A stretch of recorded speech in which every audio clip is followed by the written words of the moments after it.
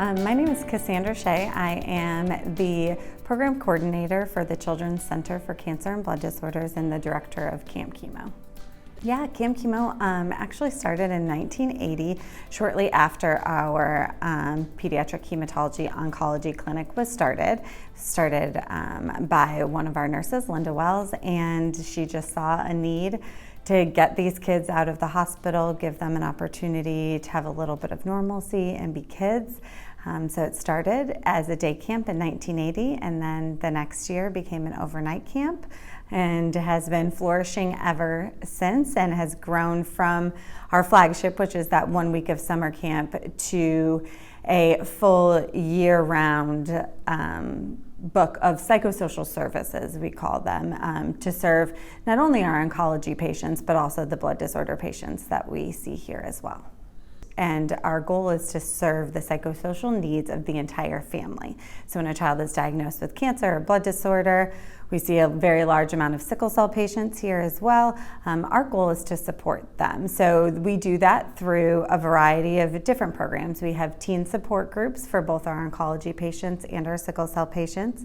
We have summer camps for both populations. We have mom support groups. We have family dinners. We have a bereavement camp for kids that have lost a sibling to cancer or blood disorders. We have other bereavement support services. We can offer gas assistance and meal assistance for families when they're here and here for long days, or up on our inpatient unit for prolonged periods of time.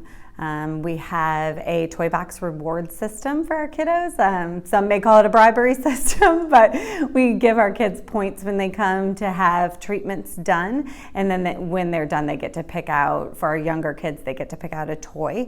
For our 12 and up kids, they can pick a gift card for just being compliant. And it's tough, and we know that, and it's not fun to be here. It's not fun to be here all the time, and so that's another way that we support our kids and our families.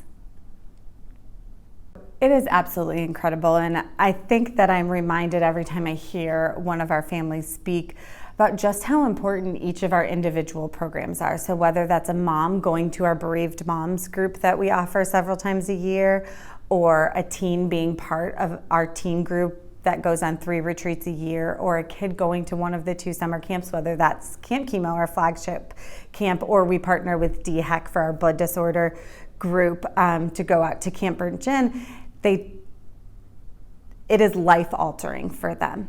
One of our old managers used to say it feeds their soul. It changes the energy within that child to not only know other people that are experiencing the same things, but then being given the opportunity for our kiddos to be able to be a kid. Your parents are probably overprotective and you can't do this, and they're terrified. They're terrified to be under our physician and nurse supervision, and to be able to go down the water slides and off the blob, and to do all of those typical kid things.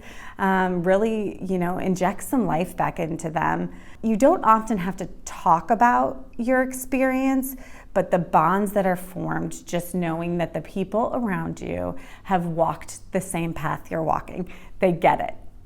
You don't have to explain, you're not weird, you're not different, whether you're hurting or bald or whatever symptom you're experiencing of your disease at that time. Everyone around you understands, and there's such safety and security in that. And I think it's really important that people understand that we start at diagnosis and we continue to support our families after end of life.